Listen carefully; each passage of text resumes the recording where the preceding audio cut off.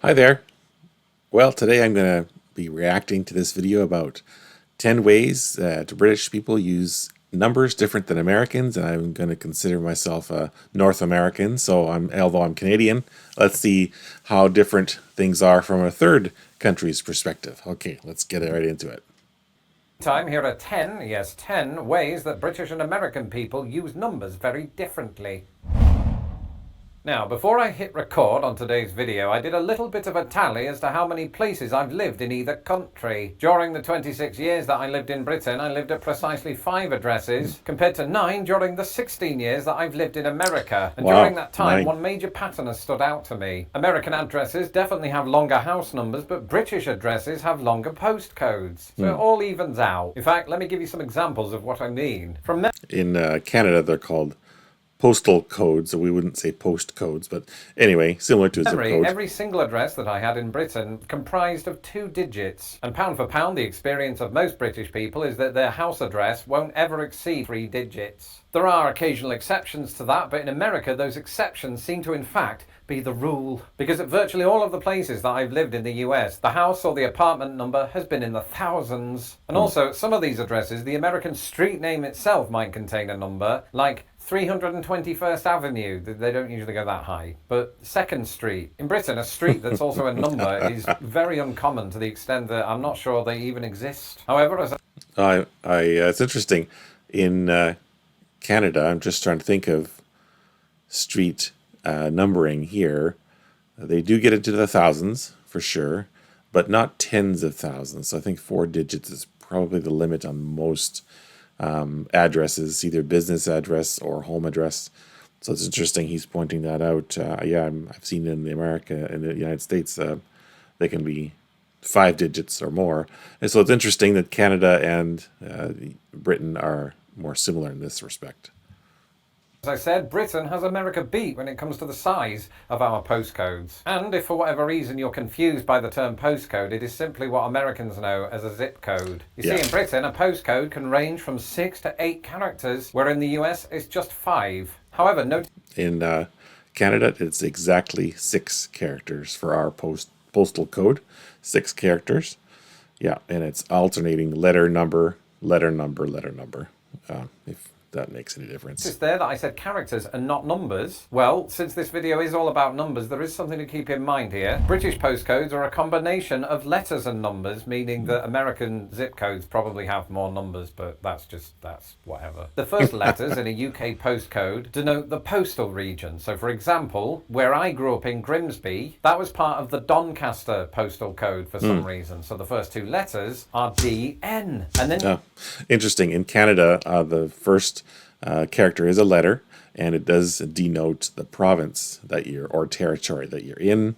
And unfortunately, though, you think for British Columbia it would be a B, and for Saskatchewan it would be an S, and that's not the case. They have a different letter. I'm honestly not sure why, but the letters do not line up with the names of the provinces. But there is 1 letter per province and per territory. I do know that. you have a series of numbers and letters that denote a more precise location. And that's it. In America, it's just numbers, so that's easy. And basically, the first couple of digits are arranged by state. So here in the state of Illinois, those first 2 digits range from 60 to 62. Another series of digits over which Britain has America beat is phone numbers, actually. Typically speaking, if we're not calling from overseas, in which we would need to use a country code, then a UK phone number usually consists of 11 digits. US phone numbers, meanwhile, consist of 10. In Canada, we follow the exact same method of with how our phone numbers are set up as the United States. So ours are 10 digits in length for our phone numbers. Basically 2 zip codes put together. The major difference here comes in the area code. For the first 20 years of my life growing up in Grimsby, my area code was 01472, 5 digits. But it's worth keeping in mind that that only applies to landline phones. In the last 25 years, of course, we've seen the rise of the mobile phone and or calculator. I've heard of them, yeah. Unlike with landline phones, these are not assigned an area code. In fact, I think most, if not all, mobile phones in the UK begin with the digits 07. Incidentally, those are 2 digits that are going to be very important later on in this video, so keep watching. In Oh. America, I was surprised to find that this was quite different, because your mobile, or cell phone as it's usually known in the US, will usually carry the same area code as your landline phone if you... Yes, that is exactly true for Canada as well. And so my landline, well, which I don't have anymore, but when I had a landline and my cell phone had the exact same area code. And an area code is just what we call the first 3 numbers in our telephone number. So we have a 3-digit area code, and then there's 7 more numbers after that, which is the rest of your phone number. In the old days, you used to be able to just dial the last 7 numbers if you're dialing someone else in the same area code. But over the past 10 years, they had to change that. So you now have to do, they call it 10-digit dialing. It used to be 7-digit dialing, but it doesn't work that way anymore. You still have a landline phone. So for example, the first place that I lived was Anderson, Indiana. And that city is in a region of Indiana that carries the area code 765. So all of the landlines there begin 765. And if you purchase your cell phone there, most likely that too will have the same area code. And most states like Indiana and my current state of Illinois are home to multiple area codes, which is why it was surprising to discover there are in fact 12 states, including the behemoth that is Alaska, that have just one. And that's because said states have more cows than people, probably. That's exactly the same in Canada as well. If you have a province, there used to be one area code per province. That was 20 or 30 years, 40 years ago. And then as more phone numbers were needed, different provinces started to get multiple area codes. So, but there are still some provinces that aren't populated enough to have more than one area code. But that is definitely something that is also consistent with the US. Earlier on, when I said this, just to stick it to my Year 10 maths teacher who told me that I'd never have such luxury, it did occur to me that my thousands of American viewers might have been thinking, what's Year 10? Was Lawrence born in the 1st century? No. A year in this instance is the equivalent of what Americans would call a grade at school. And it just happens that this particular example is a year populated by 14 to 15-year-olds. And you might be thinking, ooh, Lawrence, that's not 10, that's grade 9. Well, actually, it's both, you see, from between the ages of 5 to 6, British children begin what is known as Year 1. But as I discovered while watching the documentary The Kindergarten Cop, Americans don't call that the 1st grade, they call it kindergarten. And so their numbering system is always one behind us. Oh, and speaking of years, that brings us on to this. That's very interesting. Actually, I'm going to jump back to that chart there. So in Canada, our numbering system for our grades is the same. So our first is kindergarten, after preschool, and then 1st grade, 2nd grade. Although if anyone in Canada was to say, oh, my child is in 3rd grade, immediately we would know they're American because no one here says that. We would say, oh, my child is in grade 3. That's how we say it in Canada. That's just the way how it goes. And also, if you can take a look there at 9th grade, 10th grade, 11th grade, 12th grade, we in Canada will continue to say grade 9, grade 10, grade 11. And you can see here how freshman, sophomore, junior, senior are listed. Those are purely American terms. Those are never used in Canada at all. If someone said, oh, my child is in their freshman year of high school, we immediately, that would stop the conversation instantly, because we would all stare at them and say, I don't know what you're talking about. Or are you from the United States? That's terminology that's never used here. Freshman, sophomore, junior, senior. I'd heard this on movies, and I'd heard this on TV shows, and honestly, I had to do a Google search on it eventually to find out what these words mean, because I didn't know which is first, which is second. Like, I assumed senior was the last one, but then and junior I assumed was the first one, but I was wrong. So anyways, it's very interesting how we've labeled these different levels for children. And I see in Britain, you go up to year 13. So there is no year 13 in Canada. It only goes up to 12, grade 12. And then after grade 12, that's when you would go to college or university. So you would graduate from high school after grade 12. Anyway, long explanation, but it's interesting how different it is, between all the different Then there's countries. always one behind us. Oh, and speaking of years, that brings us on to this. I think at this point, most of us Yes. are probably aware that Britain and America can't agree on how to write the date. Obviously, Yeah. in Britain, it's day first, month second, and year last. As evidenced by our famous Guy Fawkes slogan, remember, remember, the 5th of November. Whereas in America, of course, it's flipped, as evidenced by July the 4th. Americans usually say the 4th of July. I don't know why they do that, but for everything else, it's the month first and the day second. Why do they do that? Well, you'll just have to watch my YouTube short all about it. Ah, I would say in Canada we do the same as the Americans. Normally I'll say July 4, 2025. Although when I'm typing dates into the computer, I typically go year first, year, month, day, just so that when I'm saving a file or something, I'll use year, month, day, so that when I sort it alphabetically, it would just sort out by date automatically. Because if you type either the month or the day first on your file name, well, then it's going to sort it out by day or month, and that's not how I want it sorted. But I know that officially, Canada follows, I think, the UK standard. But because we live right beside the United States, I think a lot of us still use month, day, year. Okay. One of my longtime patrons, Jeff, asked me on this week's secret live stream. In the US, most people have memorized their phone numbers and social security numbers. What personal numbers are people expected to know in Britain? And phone numbers used to be one of those until we didn't need to anymore. But our Yeah. equivalent of America's social security number is our Yeah, it's interesting. With telephone numbers, when I was younger, I had all telephone numbers memorized of my friends, my family, my own. And now with the advent of cell phones, which I know is not new, but I guess it says how it's a little bit about my age. I don't know some of my close relatives' phone number. I have to go to my phone. I still don't even. I just go and click on their name, press on their name with my thumb. Like I don't even know their number. So it's just interesting how different it is. But leading on to the next question here, what are some other numbers that Canadians memorize? And that is something called a social insurance number, which is equivalent of a social security number in the US. And it looks like here on the screen, national insurance number card. I think this is the Canadian equivalent, social insurance number.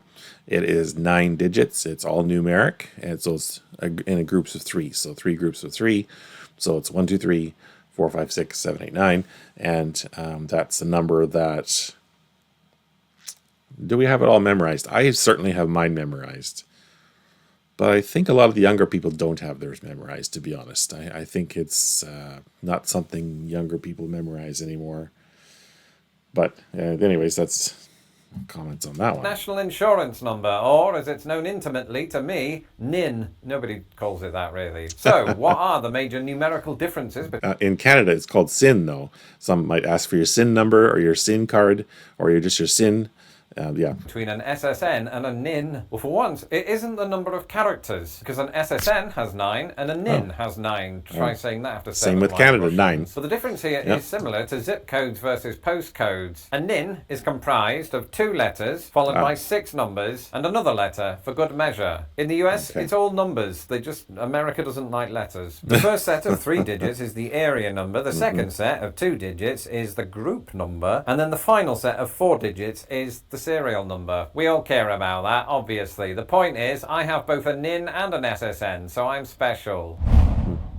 Time. Is it real? Oh, that's a different video. Well, sometimes, to people like me who've lived on 3 different time zones, time can feel like it's ahead of its time. So I don't want to get bogged down in that, because there are other differences to talk about, namely how we tell the time. For instance, in Britain, if the time is 9:15, we might well say it's 9:15. In America, you often hear a 9:15, and similarly, Brits might refer to 9:30 as 9:30, whereas Americans might say 9:30. Yes.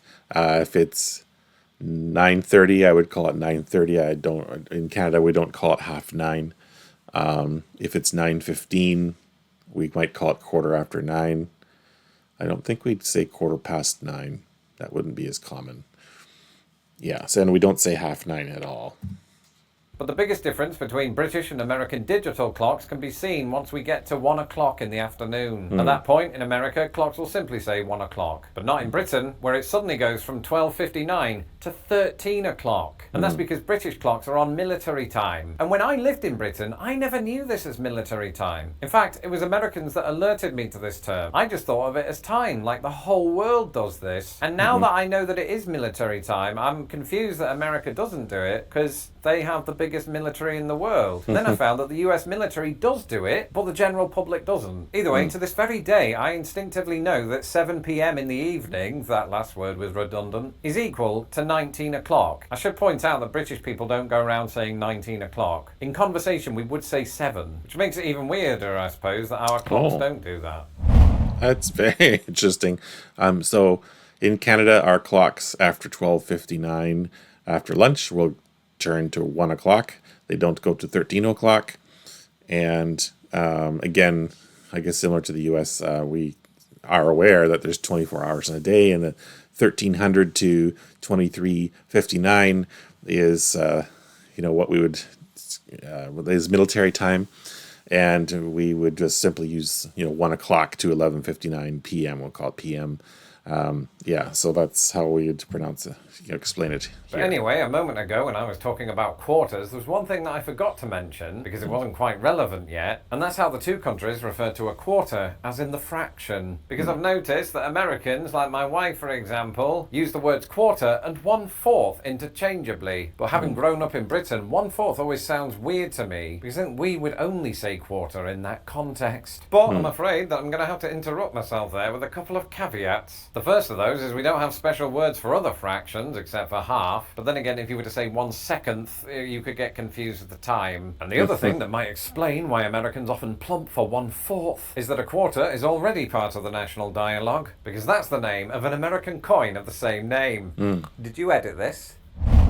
And Yeah, same here. We 1/4, 1/4 is a quarter.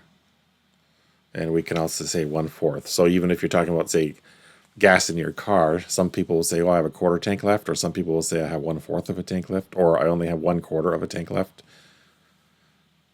Yeah. So, and then of course we do also have monetary. We do have a quarter coin as well. It's 25 cents. So.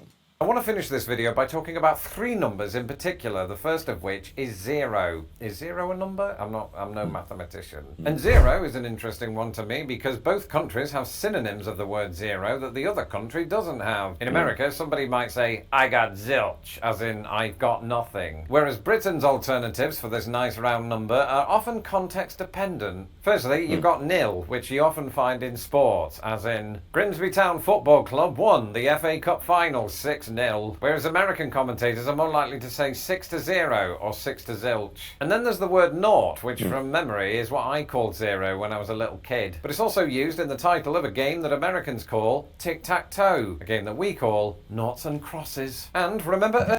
Oh, interesting. I didn't know that. That was called knots and crosses. I've never heard that phrase before. Wow. And I would say the way he's described the use of the number 0 in America is the same we're using it in Canada. So that's similar there, but knots and crosses, that's new. Earlier, when I said this, my area code was 01472. This use of O to denote 0 in phone numbers is not something you often hear in America, where the preferred option would be 01472. Interesting. I didn't even pick up on that earlier. Although in Canada, there are no telephone numbers that start with a 0. A 0, if you dial 0, you get the operator. You're talking to you're talking to a person. I mean, at least that's how it used to be. I haven't dialed 0 in decades, so I really don't know if there's still an operator there if it's a computer. But yes, you would never dial 0 in North America on a telephone first because you're going to be getting the operator. Although, if you're dialing a long distance phone number, let's see, I'm trying to think, an international phone number, I think.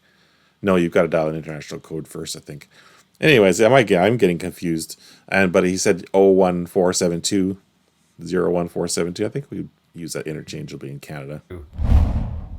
And then 7. there were 7, or 2 actually, but 7 is one of them. Here in the United States, the number 7 is almost always written with 1 horizontal stroke and 1 diagonal stroke. But as many observant Americans have often pointed out to me, this is not always the case in Britain, where to that we like to add another horizontal stroke through the middle. And you might be thinking, why do you do that? And the answer is simple: to avoid confusion with the number 1. And to all of the Americans laughing at this idea, 7-Eleven agrees with me. I've just realised that's probably not an argument in my favour. It's interesting. I've certainly seen 7 written many times with the extra stroke through it, so it wouldn't I probably wouldn't point it out or notice. So maybe that's something that we do more here in Canada. And finally, how do you define 1 billion? Well, most people today who have a grasp of big numbers would tell you 1,000 million, but try telling that to British people from before the 70s. And that's because before 1974, British people, as well as a host of other countries, defined a billion as 1 million million, otherwise known as a long billion, or more commonly, a trillion. And you might be thinking, what did those British people call 1,000 million? And the answer is simple: 1,000 million. However, all of this ceased to be the case when we followed the American example, a decision that was taken by 69th UK Prime Minister Harold Wilson, not to be confused with 67th UK Prime Minister Harold Wilson. That said, most European countries actually still operate under the long billion, which makes you wonder, is Luxembourg the richest country just because it keeps adding on 3 zeros? I've no idea. Interesting. Well, I've never heard of that long billion or 1,000 million. Yeah, so those are new phrases to me. In Canada, it's the same as you've described how America does it. And it sounds like Britain does now too, but interesting. I've learned anything today is that both countries have a very different set of numbers and occasionally letters. And for somebody who's already not very good at maths, this video has really made me miss my word videos. Yeah, actually, it's funny. It's interesting. He didn't explain why in Britain it's called maths. Again, here in Canada, if someone said maths, we would stop and we look at them and say, what did you say? We would simply call it math without the S on the end. That's our typical way. So, interesting learning about just how differently we speak. We're speaking the same language, but yet we're using some of the words a little bit differently. The good thing is in conversation, we'll be 95% to be able to understand each other. There's going to be this occasional word here or there that we might not know, which makes it fun because when you're introducing yourself to a new person or talking to someone new, that's what adds a little bit of spice to life. That makes it interesting, and so that's why I enjoy exploring these different things, and that's why I'm making these videos, because I'm learning more about British culture. I'm also learning about how similar Canada and Britain is, and that's really interesting to me. So thanks so much for watching. I hope you found the video interesting or informative. If you did, I appreciate it if you could give me a thumbs up and also consider subscribing for future videos. Thanks so much for watching and have a great day.